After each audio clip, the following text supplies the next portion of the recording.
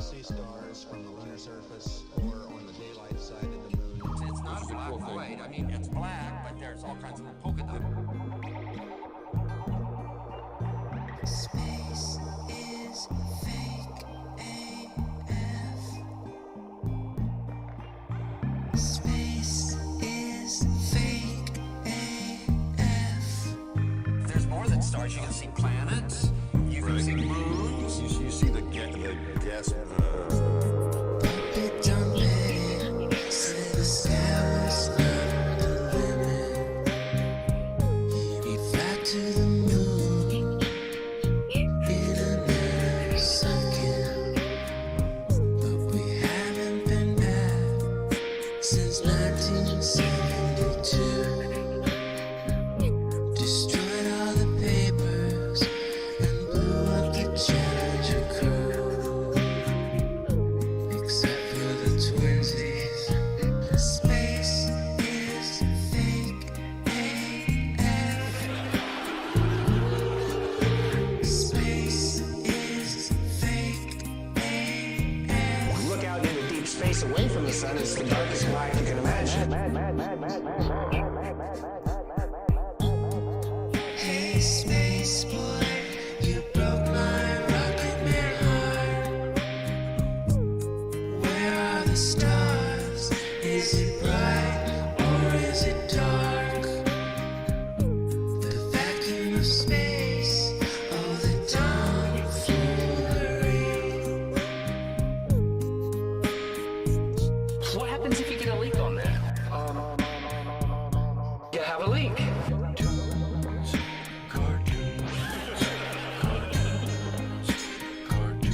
Deep over my bubble.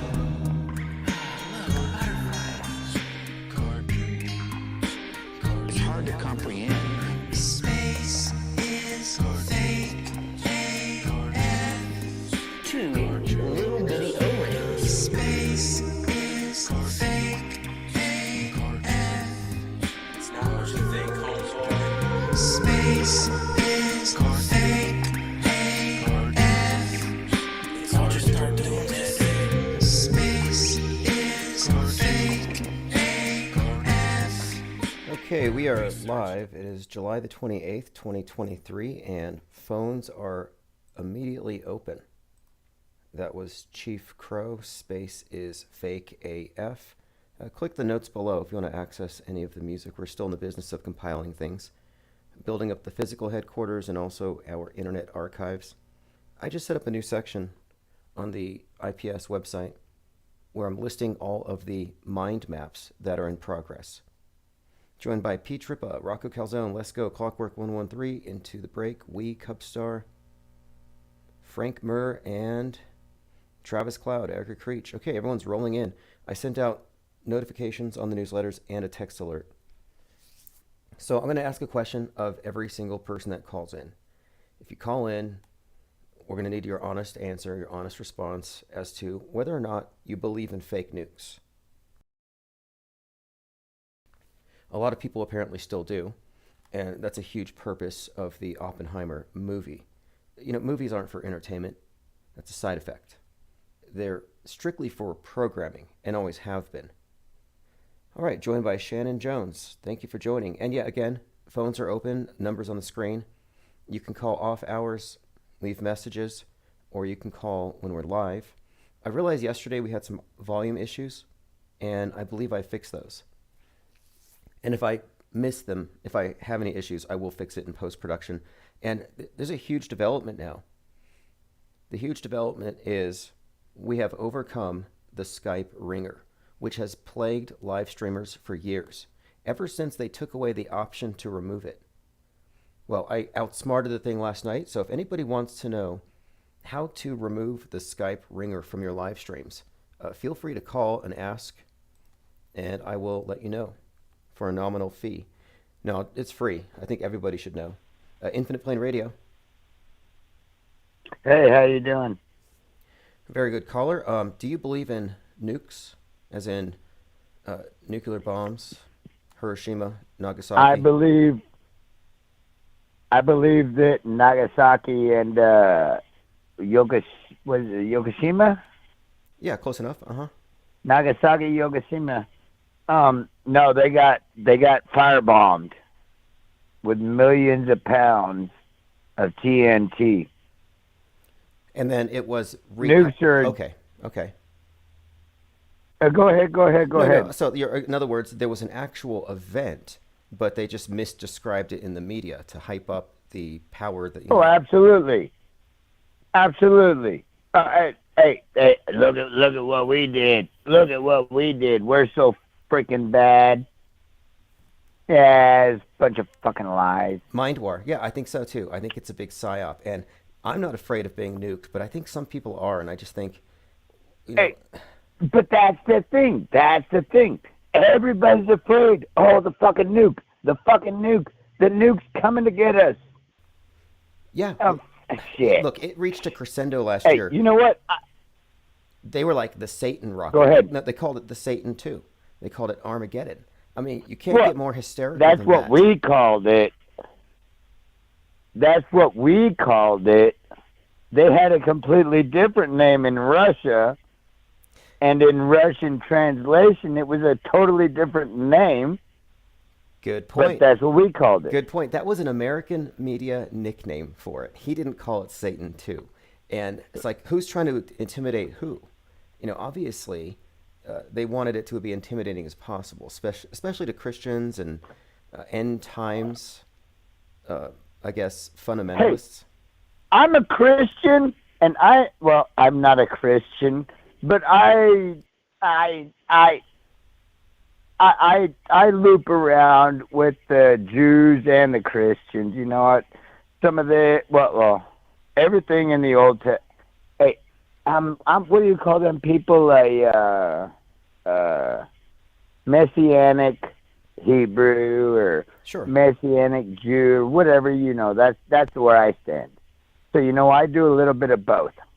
Okay, I see. But nonetheless. No, I know what you're saying. Look, there's a Nonetheless. misrepresentation. The mass media would like you to think that Christians are a very specific way, and I think Q is like a bad joke because they're trying to brand everybody with this certain type of fanaticism that just most people are more thoughtful than that. Hey, I remember whenever all that Q stuff was going on, and I really wanted to believe it. Well, we all did. We all really wanted to believe that, yes, Donald Trump, he is the man, and he is going to make everything better.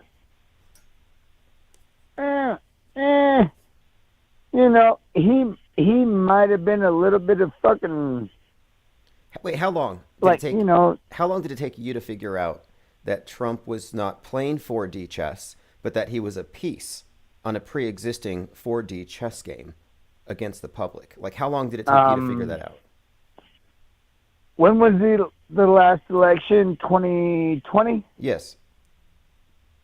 So, like 2019, because, hey, I would read the Q stuff, and I'm like, I would never believe that it's actually going to happen, but I would always read it and say, man, I hope they really do this. I hope they really do this. I hope. The problem is, we all know it's true. You know what? It's all true. There's enough truth in there, and the idea that, hey, if we just gang up, we might do something, that became very attractive to a lot of people. And who doesn't like the idea of finding out who the vampires are? Yeah, but you know what? The thing with that is, none of the rest of us ganged up together. We just expected these Qs to do it all for us. Hey, man, in order for us to change the way the nation is right now, man, it's 1775. Okay, I get your point here, where it ain't going. You can't wait for the team to save you, the white hats, because I think that if there is an awakening, it has to happen at the level of the individual. It doesn't happen by joining a club and following a new leader. And I think a lot of people fell for, the idea that there's this white knight or a knight in shining armor coming, JFK Jr., aliens, but yeah, they fell in love with this savior. Hey, JFK Jr. He's going to save us from the vaccinations, but he's still going to make sure that we can't have weapons to fight against him. Right. Good point there. Oh yeah. Because that's the whole point of the Second Amendment. The whole point of the Second Amendment, and see, that's what people don't understand either, is whenever it comes to the Bill of Rights and the Constitution and all that, those are rights that come from whatever you believe in, where you came from, whatever it is, Sure. whether it's innate. well, as the creators of the nation said, God or the God of nature. Whatever you believe, all right, fine. Believe whatever you want. But by golly, you were born with this.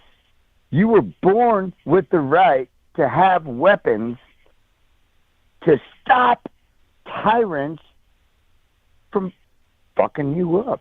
Well, let me run this by you, because Trump kicked off his campaign in Waco.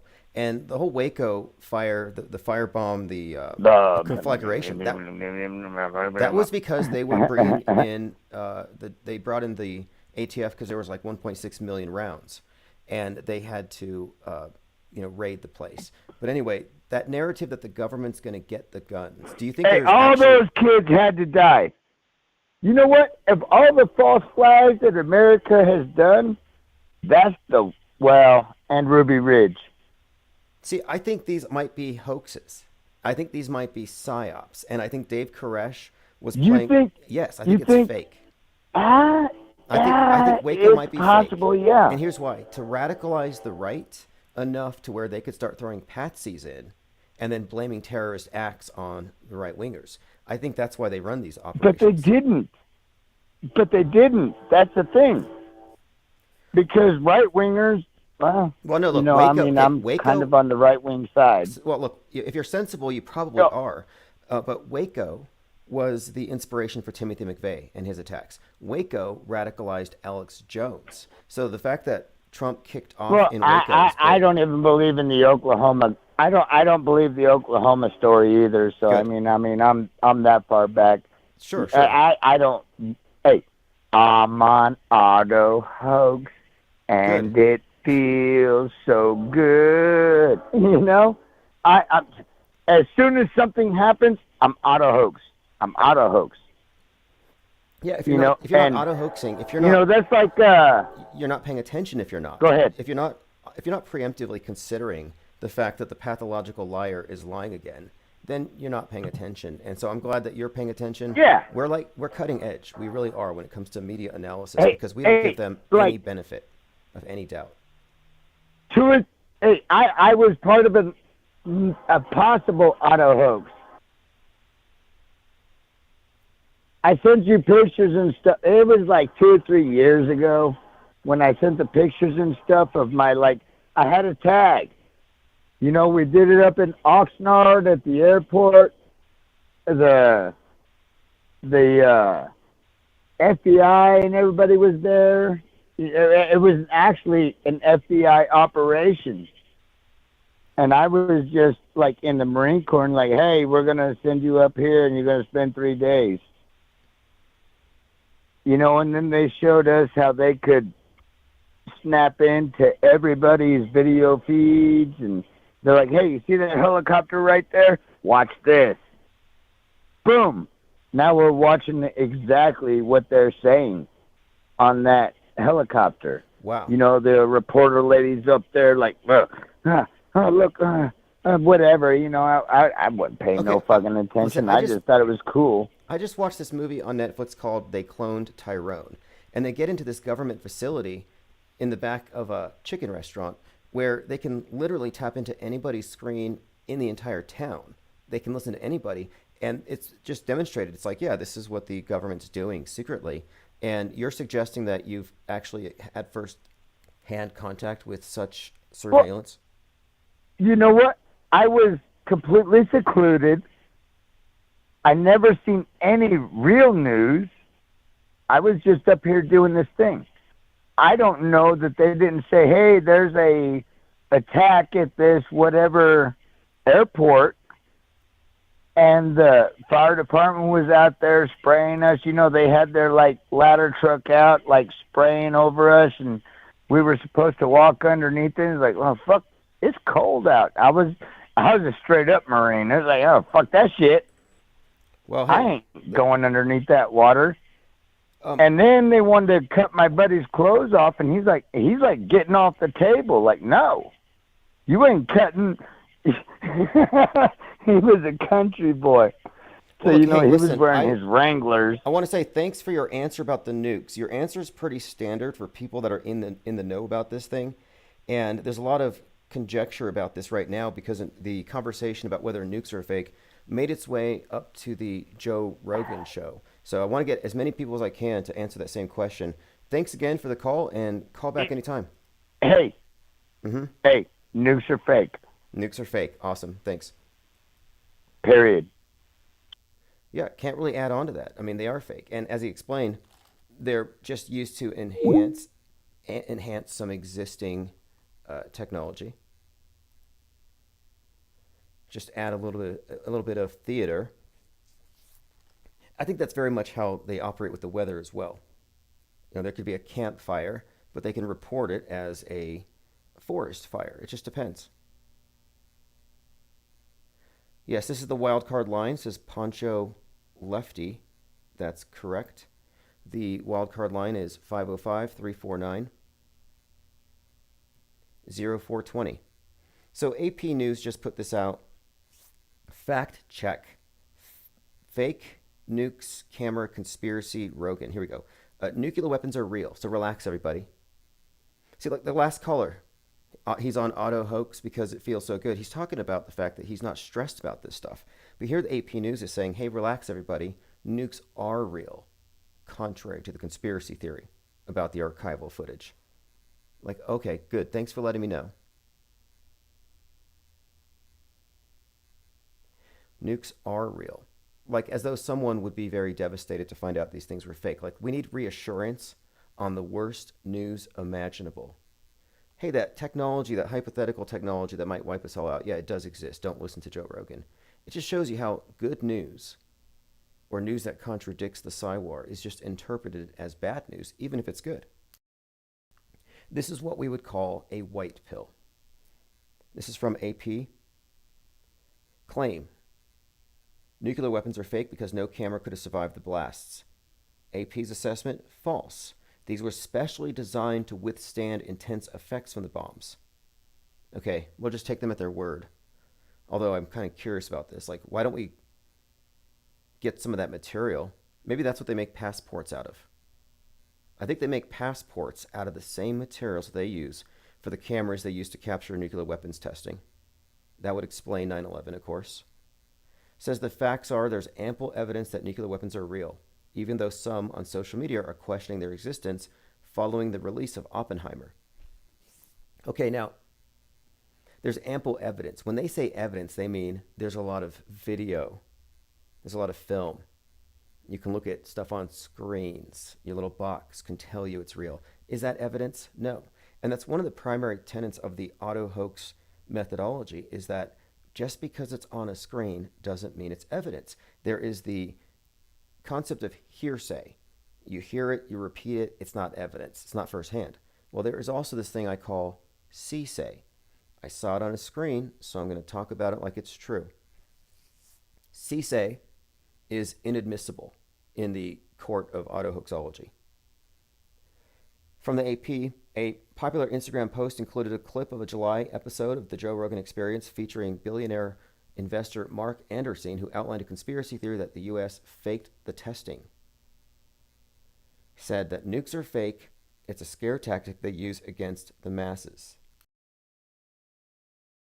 Neither Rogan nor Anderson have responded to a request for comments.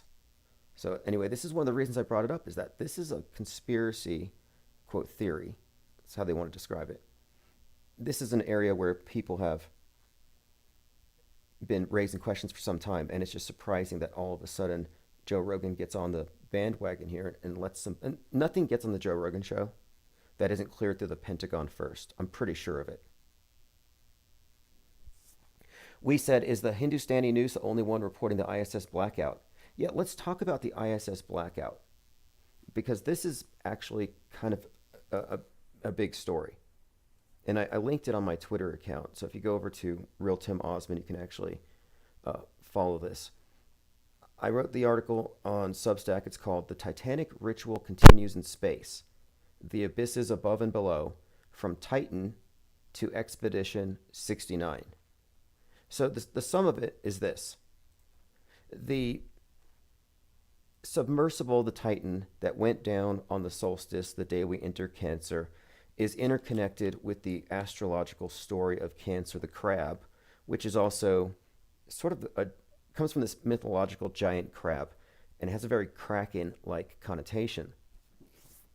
The fact that the submersible was the center of this 96-hour speculation during the solstice, which means sun stands still, is very significant. They spoke about the 96 hours of oxygen. Anyhow, this Titanic submersible going down on Cancer is what I'm pointing out here, because I think it symbolizes the crab. And of course, in the astrological system, in their stories, their myths, the solstice is when the crab reaches its highest point, and it's the gate of men where souls descend. Now, my point is this.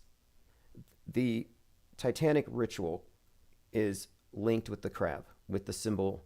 It's represented by 6-9. That's the symbol of Cancer.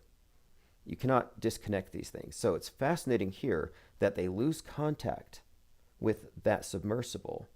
And now you have the Expedition 69, which is in space up above. And it's the first time that the ISS has ever lost contact with Houston.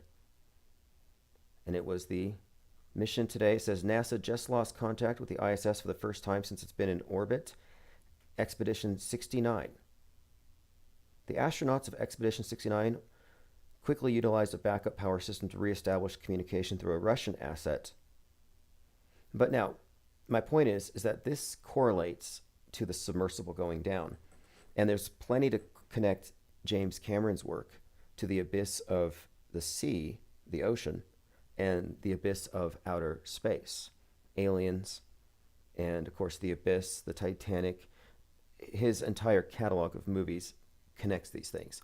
And his work can't be separated from the bigger picture. James Cameron is one of the more prominent metascriptors, right up there with Kubrick and Christopher Nolan and Tom Clancy. So my point of it is, here we have an analogous situation. We have a vessel in the abyss. This time it's above rather than below. Both of them connected, correlated with this Cancer, this crab symbolism. And here's the thing. This is what I'm suggesting. I think it's a continuation of the same ritual. And I'm basing a lot of this on this extended story, all having to do with James Cameron. I mean, the whole thing is replete with symbolism. For example, we have the James Cameron going down to the Titanic 33 times in the Deep Sea Challenger. And in between these visits, he likely spent his time at his $33 million mansion. He was filming a documentary called Ghosts in the Abyss. And he was there on 9/11. And all of this makes a lot of sense when you realize his movie, The Titanic, has 9/11 predictive programming, as did Terminator 2. But there's a connection here between the Terminator, the Challenger, the vessel he's in, the Titanic, the theme here, it all correlates to, and this was given away on 9/11, Revelations 9/11. They had a king over them, the angel of the abyss, whose name in Hebrew is Abaddon, in Greek, Apollyon, the destroyer. So the abyss at the bottom of the ocean, in James Cameron's movie and 9/11, it connects to the fallen Titanic, which I think correlates to, as we're going to see, the West. So the Challenger, Destroyer, Apollyon, Abaddon, these are references to whatever it is that's going to take down the Tower of Babel. That's what I think this is forecasting.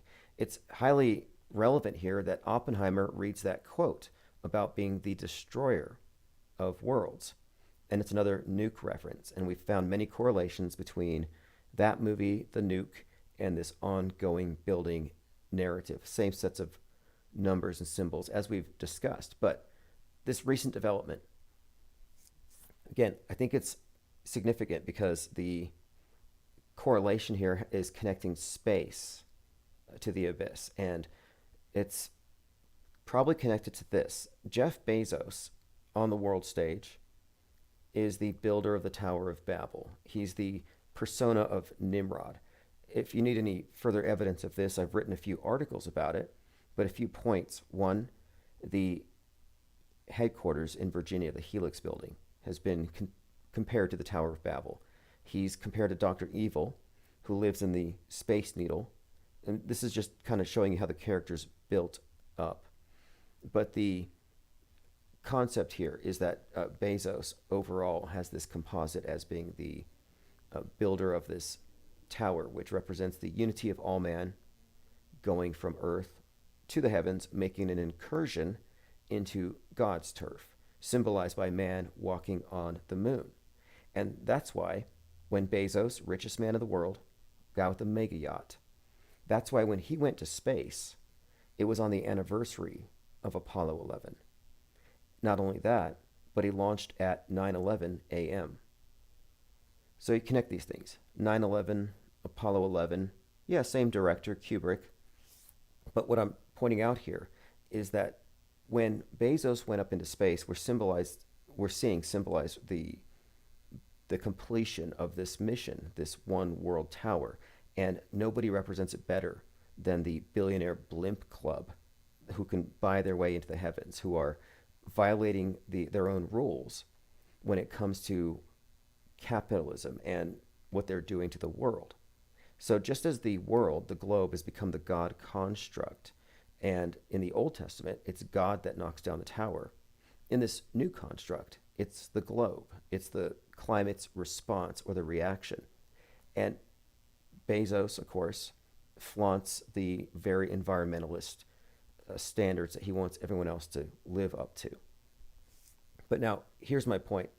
The Titanic, the Twin Towers, the One World Tower, the Space Needle, these represent the West, the dominant superpower to be taken down. And the Deep Sea Challenger seems to indicate a submarine-borne nuke striking the U.S. on the West. And as we've covered the development of this narrative line, we've pretty much made this connection between this Kraken and 11/3, the election date. All of this leading to the insurrection, January 6th. But the long and short of it is this. The destroyer in the abyss being symbolized by the crab, the constellation known as Karkinos, which is a giant crab that came to the aid of Hydra. A very Kraken-like thing. So just a quick recap. The Titanic ritual that invoked this destroyer in the abyss that's going to rise up and take out the West has just sort of had another reference in a bit of NASA performance art up above, with Expedition 69 losing contact.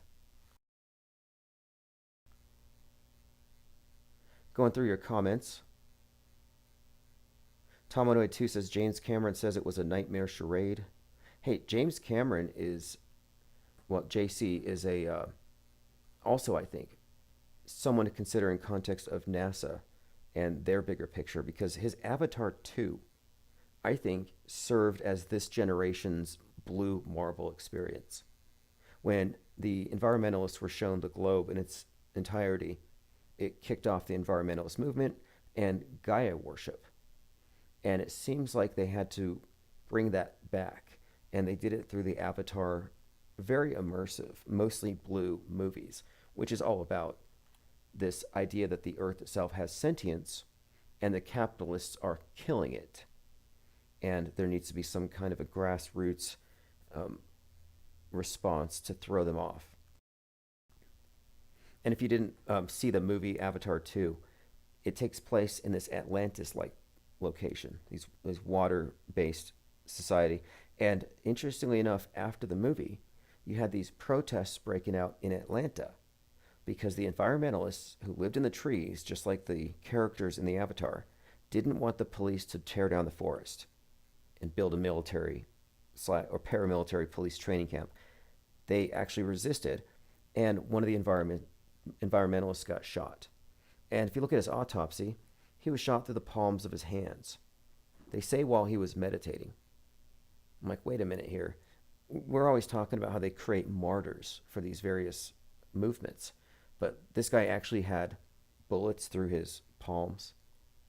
But my point being, the storyline of the police tearing down the forest to build up their training for their capitalism and for their, basically the police are there to protect the property. It just seems like that's the exact same story of Avatar 2. The Marines are going up to this jungle planet, this moon of Pandora, because they've killed Gaia.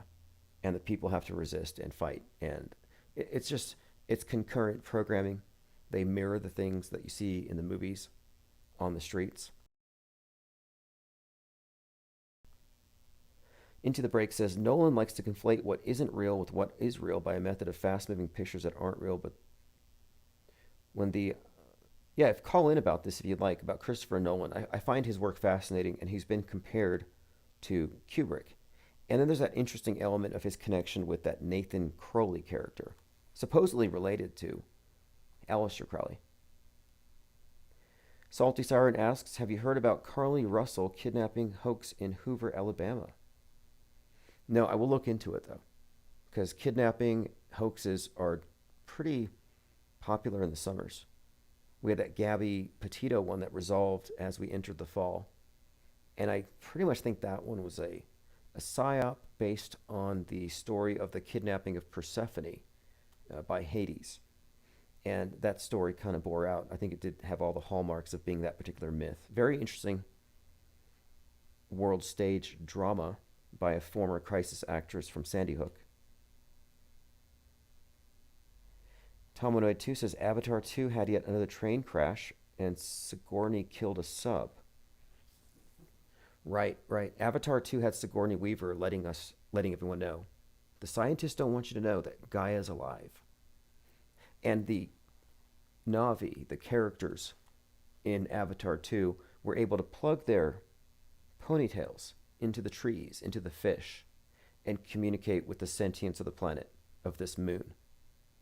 And this is interesting because the god of the earth, the goddess, is Gaia, and the Global AI Alliance, sponsored by the World Economic Forum, is this idea that we all find some kind of way to network into some kind of, global network. And I'm like, wait, they're conflating this connection with the god of the world with AI and some integrated network where we would all be plugged in. And it's all being connected to this major league propaganda piece by the guy who brought you Skynet at Terminator 2. And by the way, James Cameron has said that if Skynet were real, reality would look like it looks right now. That it would be using deep fakes to set man against man to get us to destroy each other without ruining the biosphere, without destroying the environment. So it's kind of interesting. Maybe it's a tell.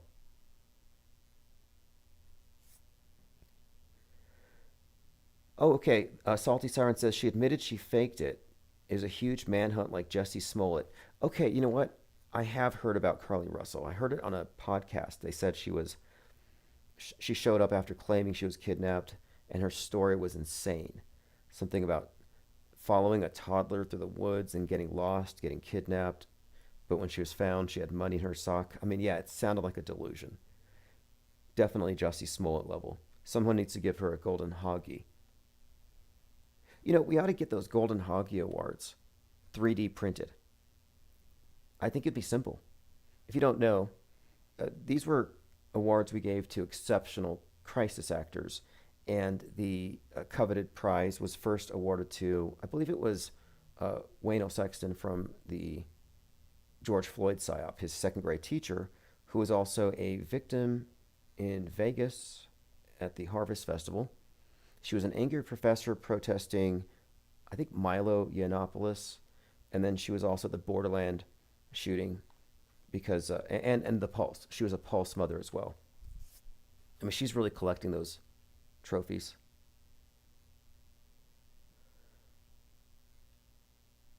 Okay, let's continue here. Oh, commenter here by Willow says, "Why can't I see comments?" It's because we have multiple YouTube channels, and they're supposed to be relaying to one another.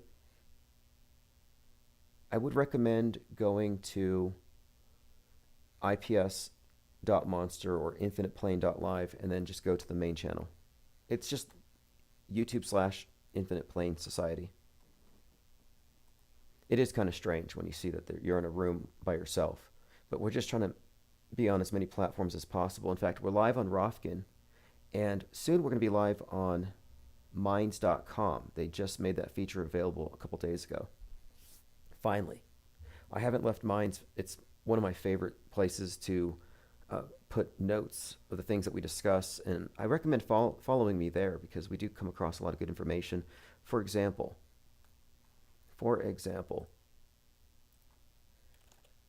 one of my favorite actors, Buzz Aldrin, he was asked by a child what the moon smells like. And you know what he said? Charcoal. He said the moon dust smelled like charcoal.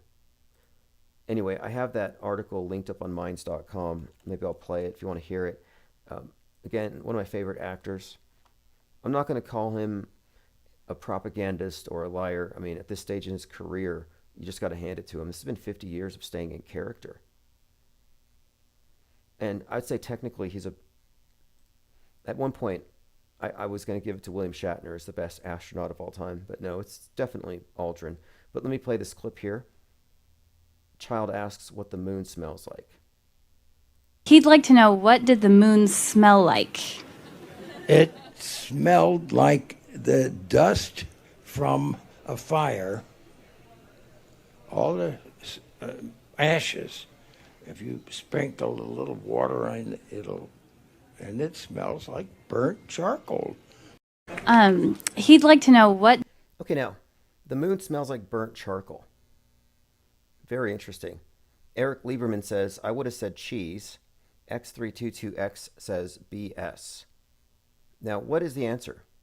What does the moon smell like from within your helmet and your pressurized space suit? I'd be very curious to know. I seem to recall he also talked about, again, this is Buzz Aldrin, he talked about how the horizon was bendy, which we never saw in any of the footage. And he also said there's a monolith on the moon. Yeah, Salty, when did he take his helmet off to sniff? Like Pete Davidson in that SNL skit where Musk sends him to Mars and he takes his helmet off and his head just explodes inside of the helmet. Yeah. Maybe that did happen. Maybe it did. That could explain a lot.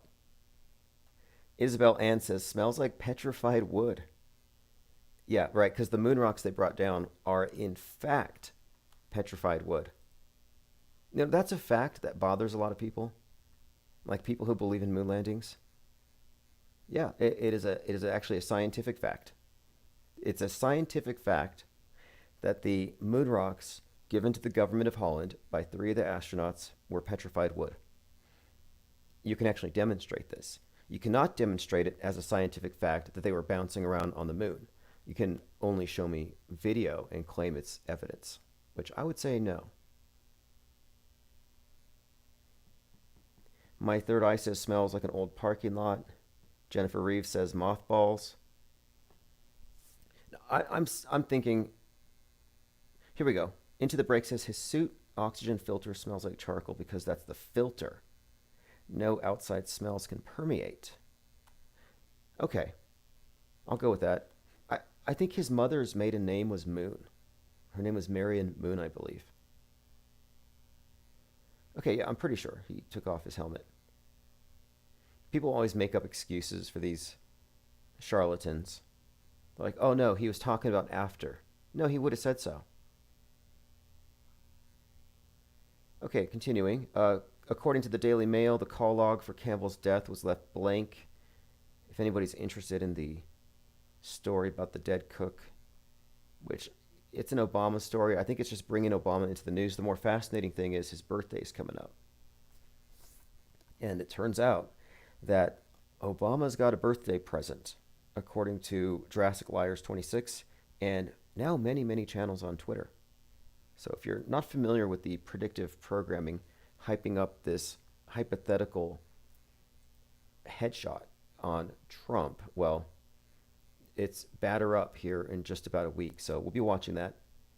Now, this is an interesting one. Robert F. Kennedy said, and he tweeted this, since the assassination of my father in 1968, candidates for president are provided Secret Service protection, but not me. Typical turnaround time for pro forma protection requests from a presidential candidate is 14 days. After 88 days of no response and several... We'll stop right there. Now, Mike Rothschild, who I remember interviewing right before his book came out about Q, he took offense to this. He said, Robert F. Kennedy's use of the neo-Nazi dog whistle 1488 here is so ham-fisted and obvious. It's tempting to call it inadvertent. Then you remember his other anti-Semitic comments and the constant Jew-bashing of his online supporters, and you start to think again. So what is he talking about? 1488. What's so offensive about it? It's this. The first number 14 is a slogan, 14 words, and the second slogan, 88, stands for Hail Hitler. Do you remember when the Canadian truckers are driving around? Honk honk. And people are like, no, the honk honk stands for Hail Hitler. So if you're honking at somebody, you're actually being a racist. Just a heads up. Wouldn't want to honk honk at Mike Rothschild if you saw him on the street. He'd call the ADL. I mean, maybe he's right. 1488, is that a dog whistle? You know, it might actually be, though. I considered, what if they're kind of revamping this Southern strategy where they're going to bring RFK Jr. on as a vice president instead of JFK Jr. because he couldn't make it. And RFK Jr. is just throwing out dog whistles to any latent potential 4chaners on the Democrat side. I mean, maybe that's their strategy. Willow says, what do you think about the story of Obama's cook? I think whoever it was knew too much and got eliminated. Right, there's something about this story that just seems kind of like a repeat. It seems as though they are recycling. But I am interested in it. I'm doing a bit of research because of the interest in it. I wanted to bring this up when the first caller was on. This was a link to FakeOtube. No Geiger counters allowed at Hiroshima or Area 51. Like the places where you would want to know if there's contamination, radioactivity, you're not allowed to bring counters. And this happens to remind me, because they don't want you to debunk it, but this happens to remind me of this movie I watched called The Humanity Bureau, which came out in like 2018, 2017. It came out before COVID, and it stars Nicolas Cage. Now, in this movie, they are avoiding the Humanity Bureau, which is just killing off the useless people. And it turns out that the counter that he got revealed there was no radiation, but that the radiation scare was actually just a tactic used by the governments to keep people from fleeing to the north. So imagine that. They tell you, oh, you can't drive around because, radioactive fallout. Most people would stay home. They say if you go out, you'll die from somebody sneezing. Most people did stay home. Like, this is probably the next strategy, but I'm just pointing this out that it doesn't have to exist. They just have to make it that they have to make certain that you can't falsify the claim. You rely on them. And of course, they won't test it.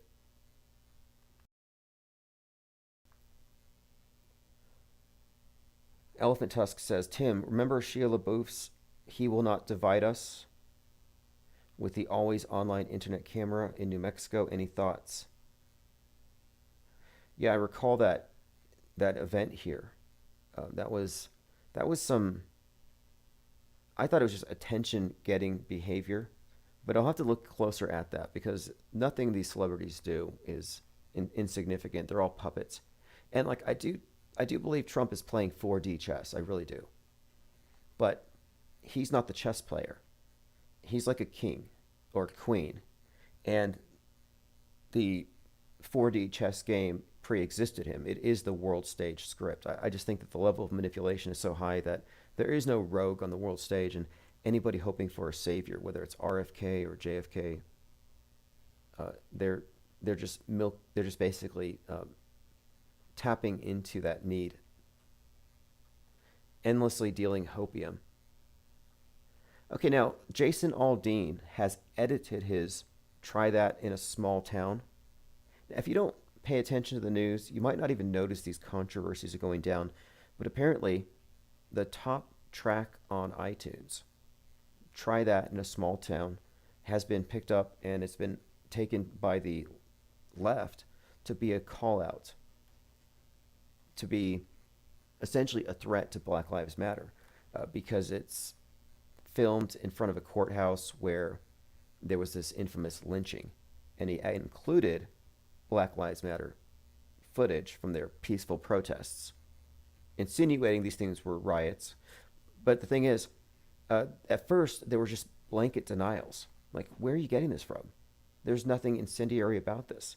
Candace Owens, who's a major gaslighter, says it was ridiculous to think there was any connotations at all. Well, there are plenty. And here's an article called "How Try That in a Small Town Became a White Supremacist Anthem." Now, I think that the white supremacists don't exist. I think it's just like radical Islamic extremists, that these are caricatures and stereotypes that, yeah, you might have some bad people here and there, but there's no organized monolithic group. It's fear mongering. But this article here suggests that this song is now some kind of a mass dog whistle. It says, while the song does not explicitly use the word lynching, it alludes to lynching culture and heavily coded language to get the message across. Fascinating how this has been brought up, just considering the role of Jason Aldean, the singer, in the Las Vegas psyop. So just pointing it out that that's still kind of percolating as a big controversy. We says, right on, Tim, made up bad guys. Yeah, look, I'm just saying that there's this tendency by the media to try to get people to think in terms of groups, and they can point at a handful, and then they want you to think the whole thing is monolith, but it's really not like that. If it was, they wouldn't have to manufacture so much. They wouldn't have to have the feds put on costumes and do cosplay, like the Patriot Front. Okay, going through your comments. Phones are still open, by the way. Into the Beak says, the new ops are weaker than the old. See, what's going on? Are the psyops getting weaker, or are we just inoculated where it's not affecting you? Like, it's absolutely the case that you can learn the tactics of interpersonal manipulation, psychological manipulation, and you could sidestep the stuff. You can look past the crocodile tears to the real intentions, however the manipulation happens. And after a point, it becomes unconscious. You're implacable, you can't be manipulated, and consequently the narcissists will hate you. But the mass media, which is technically a narcissist in the same way, uses all the same tactics to manipulate you at a personal level. And until you've managed to see through all the various tactics they use, the lying crisis actors, the made-up bad guys, the fake weapons of mass destruction, and all these doomsday scenarios, once you unplug from that, it just doesn't affect you the same way. It just can't. Like, is there anything that you could see on TV that's going to cause you to, wet your pants like Tim Pool looking at Boston Dynamics robots, Boston Dynamics CGI dogs? And if you're not aware, most of the dog videos you saw from Boston Dynamics are fake. Most of the Terminator-like robots jogging down the street are fake. Most people can't tell. Most people have lost touch with reality, and it's all by design. We live in a very subjective consensus. That's why I'm asking callers, at a minimum, do you believe in nukes? This is a very important point here. It's the fakeability question. Most people don't know the level of fakeability. Like, yeah, you could fake a shooting. You could fake, maybe you could fake climate change. You could fake a riot. Like, you just have to scale up. But can they fake nukes? It sounds like a really big deal. And the answer is, in short, anything they can fake in the movies, they can fake on the news. They can augment reality. You can pull down a building, and on top of the footage in the layering, you can add additional components. So here you have a building about to collapse, but on TV, they see the building with additional close-up shots of people jumping out. Like, that's all augmentation. We live in a heavily augmented reality. Like, I'm not a reality denialist, but I am cognizant of the augmentations and what isn't real. Okay, Into the Break tried calling and it didn't go through. I didn't see you pop up. I'll try again. Let me refresh that window. The important thing again is we've found a way to go past or to bypass the Skype ringer, which is extremely loud and obnoxious.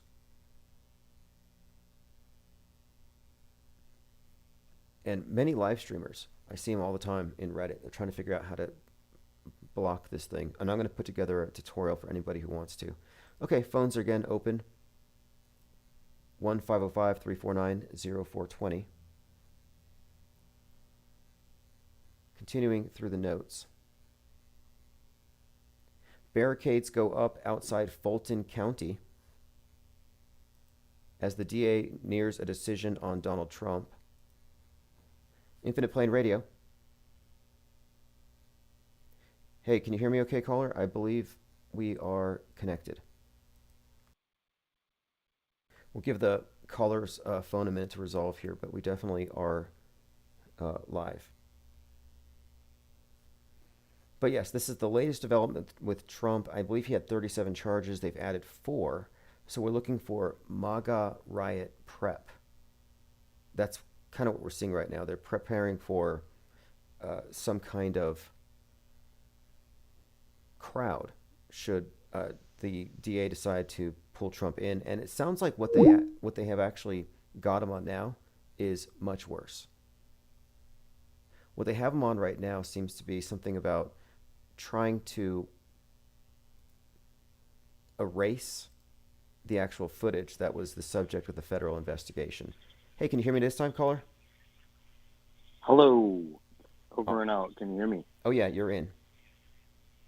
Oh, right on. Okay, this is one of these things I've been testing out. People said elements, and now there's a phone number thing. So I've just been sort of testing these claims out. And so, yes, anybody who has any conjecture, it's very easy. You can call in. I'm proving it right now. Yeah, it's an open channel. And real quick question. Do you believe in nukes? Well, I would reference Limp Bizkit and say that Oppenheimer, he did it all for the nookie. You know, apparently that's a big part of the movie, and I haven't watched it yet. But I think... Yeah, that's why they call it Barbenheimer, because it's just a depraved, like, sort of look at... It's focusing on his sort of having mistresses and cheating on his wife and talking to a Marxist. So it's like pro-Marxist, like he was just getting his, and then it goes on to like haven't you seen where like when Einstein came on scene, there's like a TikTok of like all these nerds going yeah, like oh my cheering God. for it. Oh no! It's so hilarious. Like you Einstein nerds. It's like the worst of the worst. This reminds me. Yeah, they're standing for Einstein. I had watched Asteroid City, and when the ridiculous cardboard cutout looking cartoon alien stepped down, all the people in the audience started like laughing and cheering, like it was Santa coming out of a chimney, and there were a bunch of kids. And I'm like, wow, they're actually enthralled by this stuff. That's a pretty interesting like Nope came out, then that Wes Anderson's version of Nope came out, and now there's UFOs, being discoursed, and then the big thing is like, he can or cannot say that somebody was killed because they were protecting UFO technology or something. It's like, what is going on? Right, biologs, and they're hyping That this just up. happened. That's correct. Nope, which was the Jordan Peele movie, and The spectacle. the spectacle inspired by the death of George Floyd in that video. He actually said that. Yep. Which is This whole thing is It was fascinating. the spectacle this consumer, technologically connected world where we have computers at our fingertips and we're all connected. It becomes the spectacle where no one's trying to help, but it becomes, how many Twitter likes can it get for this guy kneeling on another guy? Now, I hadn't And made then that what connection. kind of distraction could we have? Yeah. That Asteroid City is Wes Anderson's Nope. For people who don't know, the movie Nope is primarily about this filmmaker who's recruited to film a UFO. And the Wes Anderson movie Asteroid City has the filmmaker who looks like Kubrick, who's based on Kubrick, filming the UFO there for the spectacle. That was what was really interesting, is because what it's stating is like, no, it is free media, right? Because it was the girl, she took advantage of having and not to give the movie away, she took advantage of her environment and a camera that was situated there, whereas the other guy got eaten. And so it says the anti-consumers, but it's like, so it's kind of like Don't Look Up, how it's like you can't point to any one thing being like, oh, that's MAGA. It sort of like morphs MAGA and liberalism together into the irony of it, and then tries to presuppose that their position is correct, the correct one, in a way like that. And that is part of the humor. That is pretty much all the humor is. Well, one of the recurring themes that was even in the Wes Anderson movie is the connection between the UFO and the nukes.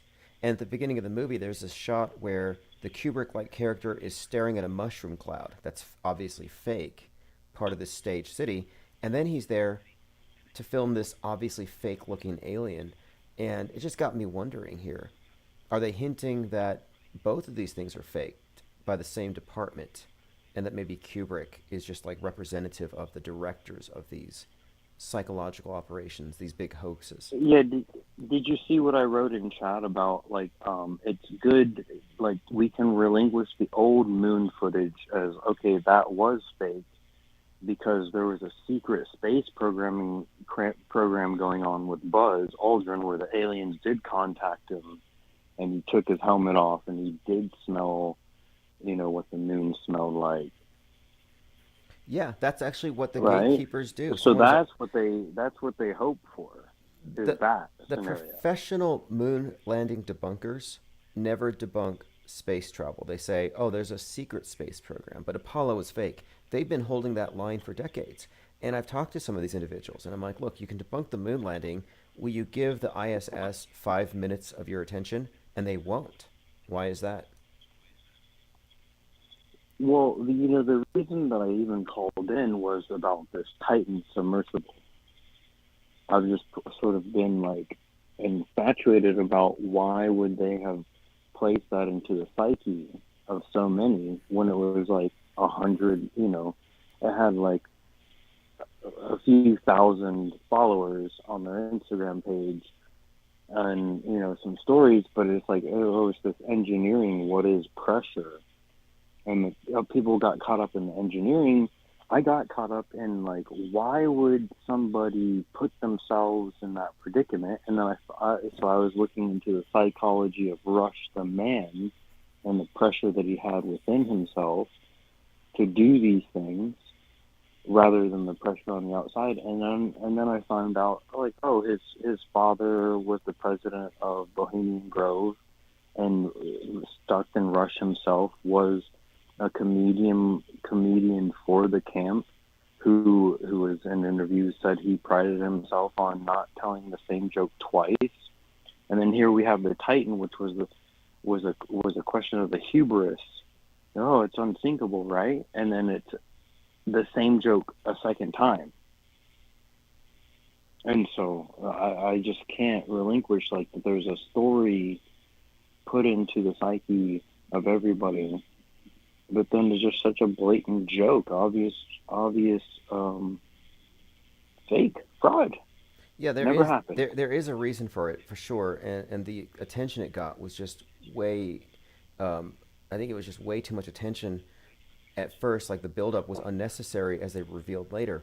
Like I don't think it really happened. I think that this is like another Challenger explosion, but it was an implosion because it's in the abyss below, whereas the other one's going up to space where it explodes. I think these are parallel psyops in some way. These are some kind of rituals for sure. And yeah, like implosion itself is a logical no. It exploded. There's no such thing as an implosion. Like everything just it either explodes or it doesn't explode. Basically, implosion would be like things just being normal and not reacting violently. Violent reactions are always explosions. So it's like sort of this minutia. It's a scientific sort of question. But yeah, we're talking about symbology and sure. You know, some of the actual physical physics of these things is part of the symbolism that is presented. And I think this Titan one is a strange one. It's very odd. For me, the big one is the Cancer connection. The fact that it's happening at the summer solstice, when the sun stands still, for 3 days or whatever, and you're like, well, the world stood still and watched this thing. Yeah. And we're wondering, can they breathe? And so there's that asphyxiation narrative that's been ongoing, the I can't breathe thing. So it's like, wait, they're running out of air. What is it? The Summer of Sam? Mm-hmm. Correct. And then we just got that Giglio Beach guy, right? So that's all going on. There's a lot of true crime things that are pretty interesting that are in the psyche. Well, let me connect this with you then, because one of the things I posted about today was how I connected this submersible, the Titan, with Cancer, which is the 6-9 symbol. But now you have this Expedition 69, where for the first time ever, the ISS lost contact with Houston. Expedition 6-9. So I'm kind of correlating that with the submersible, even though it hasn't exploded, but there's a connection there with the symbol of the loss of contact. And Noah. Oh yes. And Noah. That's the wing of NASA that would be keeping track of the oceans. Correct. What's in them. Interesting point there. Yeah, that's an interesting point, because I'm always talking about that, how you've got the biblical Noah and the floods, and then you have the NASA's National Oceanic and Atmospheric Administration, and they're connected with space. So that, yeah, there's just this parallel storyline with the abyss above and below. And this even goes into James Cameron's movies with Alien and then the abyss, both dealing with creatures above and creatures below. Yeah, and they're the same creature, apparently, They're this creature that doesn't exist, the boogeyman that lurks in the shadows, that is right on the fringe of being real, because you can imagine it, and not being real because it's not there. Are you suggesting that you don't believe in aliens? And if not, do you think they could fake an alien invasion? Shadow people? Like, yeah, I think a lot of people have hold out a lot of hopes. Like, There's a lot of hopes that people hold out on. Hypothetical. They take 100,000 Hollywood actors who are all on strike and put them in alien costumes and have them roam across the country. Do you think people fall for it? It would be a question of who is the leadership. And so you would have leadership, and then you would have subsequent leadership subgroups that would be like, hey, actually he's just not taking us in the right direction. Yeah, just like you can be on the train, right? And it's like, I hope that the tracks really say that they end that, right? Versus, If you want to take your own way, you can do that too. But you're going to have your best results of survival just if you're in a group. And even if you're stranded for 40 years, you're in a group, everybody's taking care of it. It's like when you go your own way, unless you know that you're going to the right path, in the right direction. Well, let me ask you this then. Do you think that it will unify humanity? Because they've always, this is cliche, I think Reagan started it, that if we had a third party from space come down, everybody would be friends. Do you think that's plausible? The unity of humanity is a progressive idealism that rejects the notion that people are separate identities, and that there is a single point of creation for every single one. So it's sort of a rejection of logic as a framework. Yeah, I think so too. I think it's a utopian notion that goes against, it's contrary to human nature and what life actually is. It's just too utopian. But it would be a wet mechanical machine, like something that was derived right by a consistent preference winning due to the environment or whatever. So it makes everything sand, because sand is the best outcome for a rock that's gone through a certain time frame. Well, so it's just a diminishing sort of factor for even when you go into Oppenheimer and it comes into the psyche, it's relinquishing that there is somebody who can end it, when I don't think that mankind has the ability, nor the capacity, nor the even cognizant ability to end mankind or logic or any of these axiomatic sort of existing truths you go by. It's like, no, you can do terror, but that's not going to end anything. It's not going to do anything. Remember 9/11, left sided with the terrorists, and I think when the aliens come down, the left is going to side with the aliens because they represent technology, transhumanism, and salvation through technology. Space is their new heaven, whereas the right, and I'm just speaking in broad terms, will be more likely to assume some kind of deception, possibly demons. And that sounds ludicrous, but just last week, MTG, Marjorie Taylor Greene, suggested that aliens might actually be angels. And I've heard conjecture on now, even on Tim Pool, all the right-wing podcasters are all talking about this notion that aliens might actually be angels or demons. They're talking about exorcism and possession. Exorcisms are a big conversation piece now. And this is actually rife within the entire right and has been for like 8 or 9 months. And it's intentional. It's in terms of what they're putting into the psyche. Yeah, they're pushing demonic possession, demons, and exorcism. And that pushes that into the psyche that presents itself. Well, I think it's an inversion of the pandemic model, where the left is afraid of the right because they're not vaxxed and they're super spreader, ignorant carriers who don't listen to science. And the right is scared of the left because they're godless heathens who have sinful behaviors that they will spread through social contagion. Like, these are both excuses to quarantine from the other side. And that's what I mean is, like, aliens will not be unifying. If anything, it'll just further divide things, further accentuate the schism. Oh yeah, well that's definitely been presented, that there's clear dividing lines of white and black. The the checkerboard that they dance on. The pawns and the players dance on these checkerboards, these paradigms that are presented for the masses, that they let them eat cake. Very, very simple.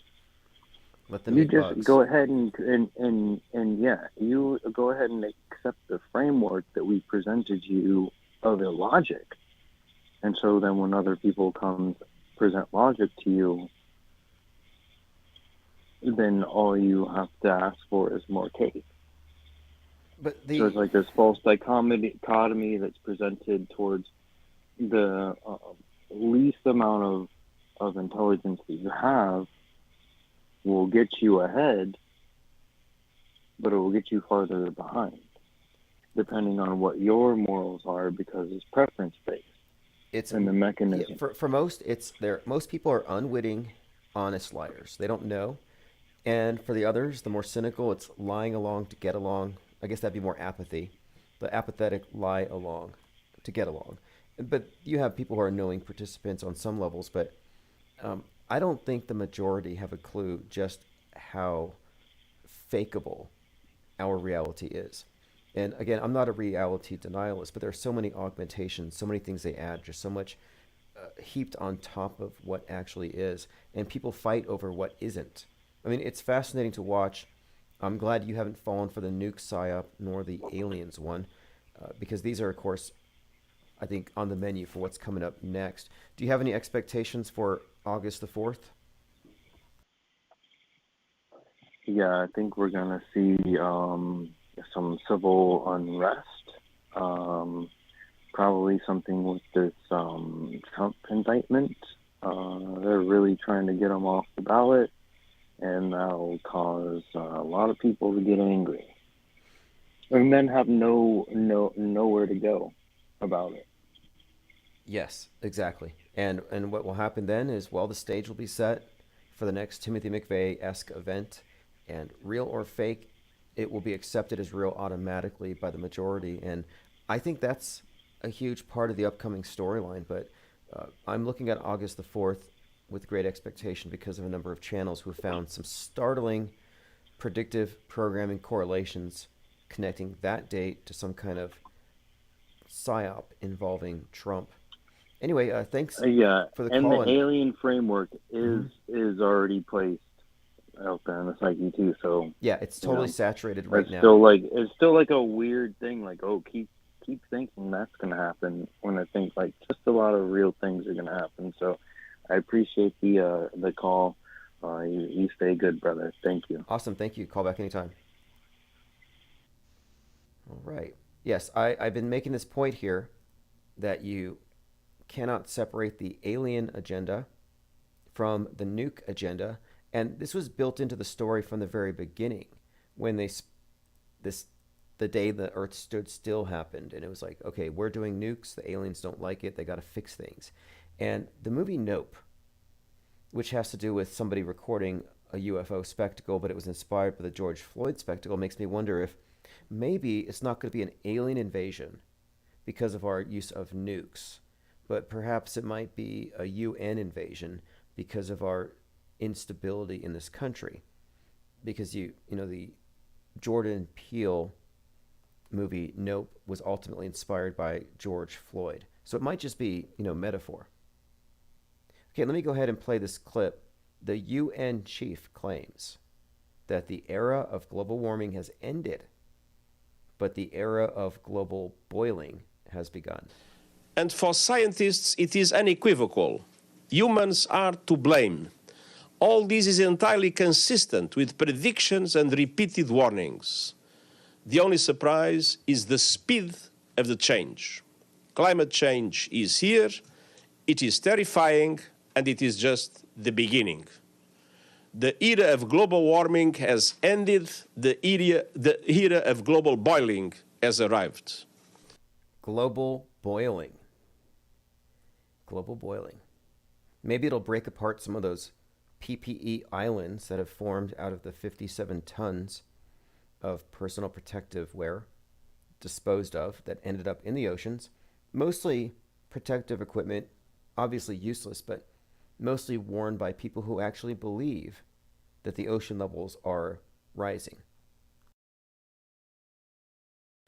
Tafari Campbell's drowning parallels tragic death of Clinton chef. So here's a little more information about this.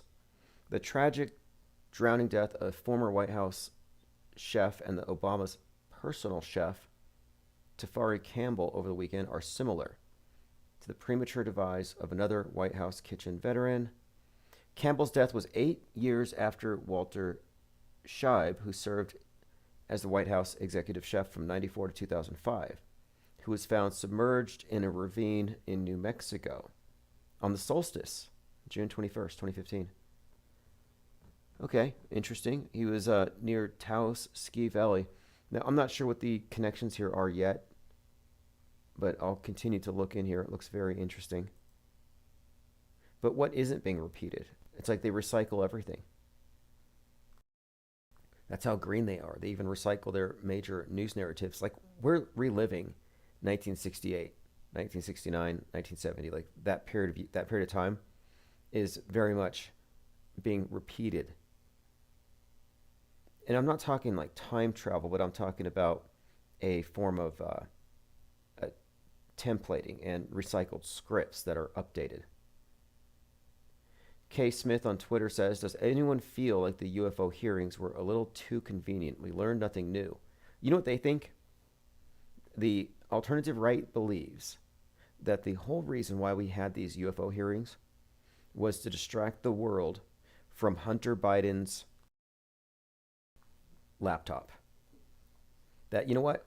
If it weren't for these darn alien hearings, America would be looking at 4,000 nude pictures of Hunter Biden in close detail, with all kinds of equally nude adult participants in consensual acts, however he paid for them. The point of it is, they actually believe that were it not for the UFO hearings, you would be looking at Hunter Biden's laptop, and you would be caring about it. You'd be ordering copies of it from that Marco Polo guy, who's basically just a pornographer with the MAGA X wing of the party. I don't know if you saw that clip with Marjorie Taylor Greene showing nude pictures of Hunter Biden off at Congress, but basically we are looking at a new tactic here of, it's a shame-based tactic, I think, but it's just very low, below the belt stuff here, where I'm seeing people on Twitter manufacturing things, putting politicians' heads on other people's bodies, like basically deep fake revenge porn, but it's coming from the Christian conservatives.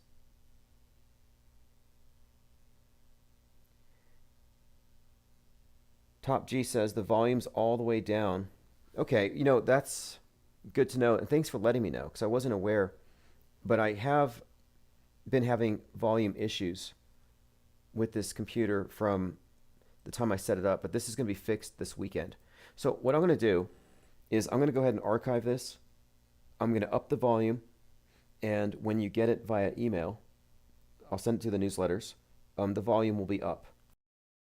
And tomorrow, when we begin Infinite Plane Saturn Day, I'm going to have some kind of an upgrade here I'm working on, and we won't have these issues with sound. But the important thing is phones are back on. We're in the headquarters.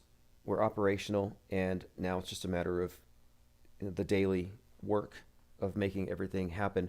So I want to say thanks, everyone, for joining, especially thanks to the callers. And we will be back for Infinite Plane Saturn Day, so don't miss it. Get on the newsletter. Go to ips.monster. I'll put a link below.